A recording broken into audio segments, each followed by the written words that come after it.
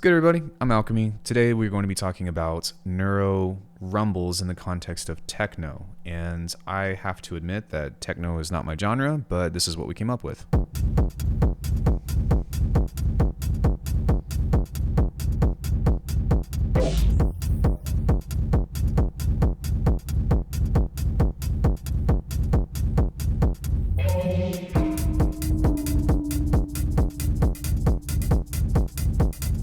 So the rumble and the kick are actually all in one patch, and that's what I'm going to be walking with you through today. I left a comment in the community section of my YouTube channel, and I said, hey, what are you guys working on? What do you want to know about? And even though rumbles have been done to death on YouTube, I wanted to give you a faceplant perspective, but also how to apply neuro aspects to that. So if you're into that kind of stuff, then stick around. I'm going to show you how to do this, and then hopefully you'll be left with a little bit of insight on how to better your production.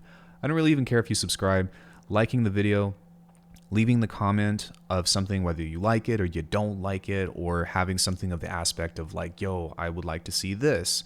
I might link you to a video because there's a high chance that I've done it before, but this is one of those unique cases. So the cool thing about this patch is that a lot of things are happening. So for one, we've got the kick going on. We've also made the rumble going on, but we've also created a sidechain aspect within faceplant. So we're going to kind of reverse all that, and I'm going to show you how to kind of do that in the first place. So let's just go ahead and focus on the first oscillator. And the big thing with this is that it is a sine wave. It does have a pitch envelope with the envelope going here to the main pitch in this aspect. And you can see that we've got distortion, a little bit of noise, some filtering, and distortion. And one thing about this kick that actually makes this a little bit more punchy is that I am automating the same envelope of the pitch with this right here, which is giving this nice kind of like high thonk chunk, because without it,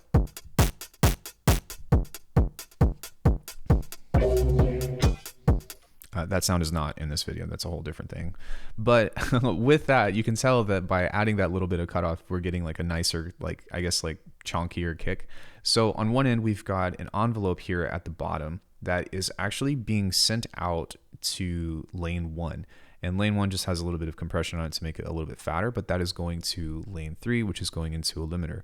Now, something that's really cool about faceplant is that there's a lot of routing options that you can do to make it really interesting. And so the second piece of this is I've got this envelope going into a sideband, which means that it's not actually going into any sound, but we're sending a signal into, say, kind of like a invisible bus or an invisible group or an invisible place that we can later pull from. That's going to be useful later.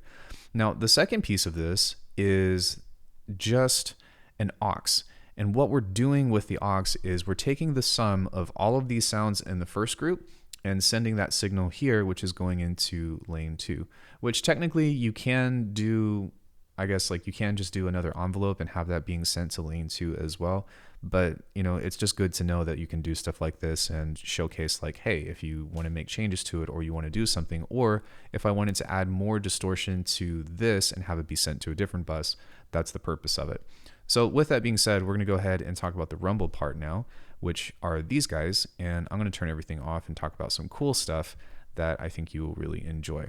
Now, I had to actually look up what a rumble was because again, techno isn't my genre, but apparently it's just like that bassy thing that you hear, but it's got a lot of like, well, rumble to it. And so the typical thing that you do is you take whatever kick you have, and usually it's a resampling process, but you've got the kick and then you take it and then you add a bunch of reverb, a bunch of spatial effects to it, you low pass it, you distort it, and then you got that type sound. And what's cool about it is that it usually works with your kick because it's just an amalgamation of your kick. And if you've heard me talk about resampling, then that's a lot of things that, you know, that stuff works because you're using the same material.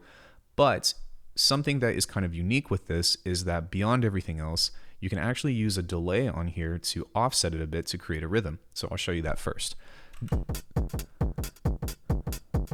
So with this here in particular, let me actually solo this because this is going to make a lot more sense. But you can hear that this is actually creating a bit of kind of like a late type thing. And if we were to kind of push this here, because you have zero feedback and the mix is at 100%, you are delaying the entire signal and not getting any smearing or metallic sounds.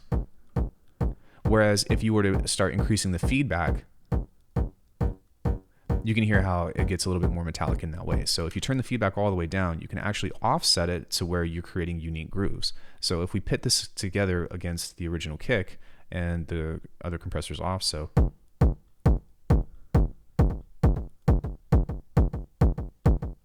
then you're actually already creating a rhythm with that.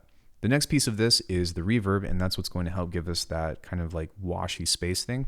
Now, because I was thinking about doing this on low end and with, I guess, like bass frequencies and stuff, I've actually used the reverb to be completely mono. The thing about reverb as well is that like there's a lot of arguments that like you shouldn't have any stereo in your sub and blah, blah, blah. And there is a lot of merit to that. There's ways around it that I'll show you maybe in a different video or so. But what's really important about this is that you want it to be clean. And so the easiest way to do that, if this is the process about how things are done, is to mono the reverb. So it's all this smearing space, but at least you know that if it's going to be playing through, you know, some large speakers, that it's going to actually like have the energy and have that, even if it sounds like, you know, technical garbage or something. So the decay stuff doesn't matter. Do it to taste. I don't really want to focus on the semantics of that. I'm more interested in the philosophy behind this sound. So this is what this sounds like, which doesn't sound like much. So the next piece is a convolver, and I've just used a normal impulse, which is the Falkland Palace. That is actually a stock effect, but it sounds like this. And again, it's super duper quiet, so you can't really even hear it, if at all.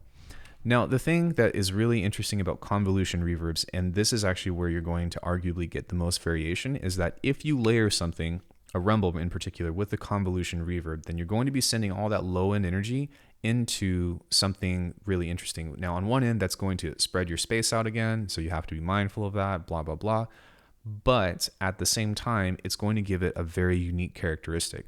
So I'll touch back on this here in just a second, but hold that, just know that you can use convolution reverb and hold that thought.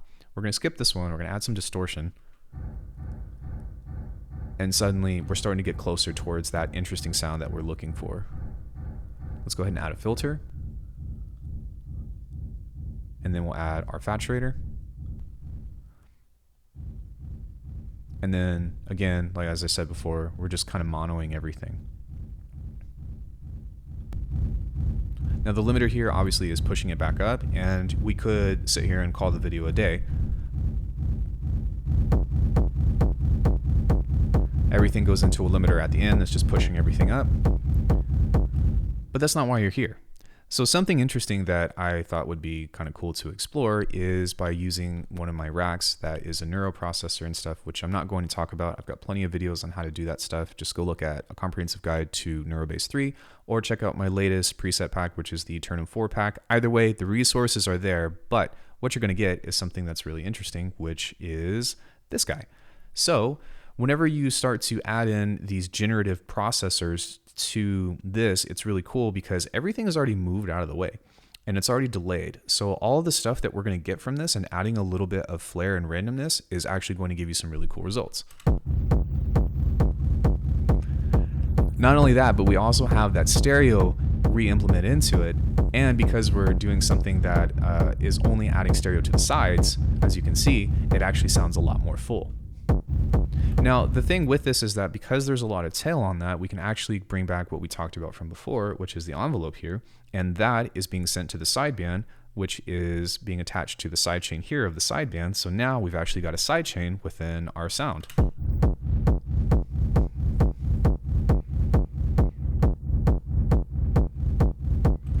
So we've got suddenly this mono signal that sounds kind of, cool, but kind of mid. And now we've spread the signal out, and now it has a lot more interest by adding one of those random generators. And basically, like, the premise behind that stuff, just to summarize, is you really just like make sure that your low end is in mono, take a bunch of randomizers, and start going crazy with effects. If you're worried that it's going to do crazy things, then you can use a low pass. But because we're only feeding low pass information into it, it's going to be relatively neutral. So with that, the last thing that I want to talk about is that same idea about convolution reverbs, because depending on what impulse you pull into this, as you can see here, whenever you change the impulse, it's going to dramatically alter, I guess, the impulse response that you get. So, or I guess like the output that you get. So if I were to even just move this,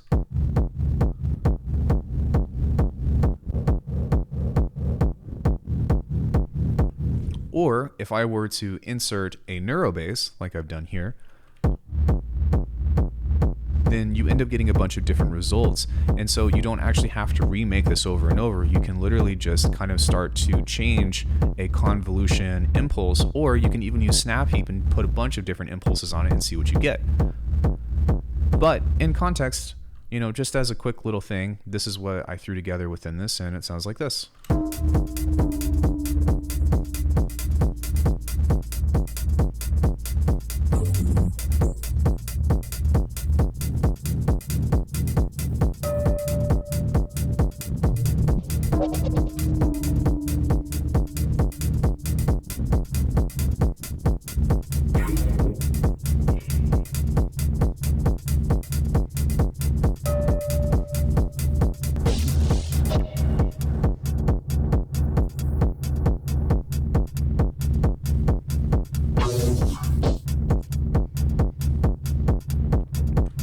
Now, those other things that you hear in the back with like those neuro hits and stuff are just presets is just a preset that I used again in the aeturnum pack or whatever.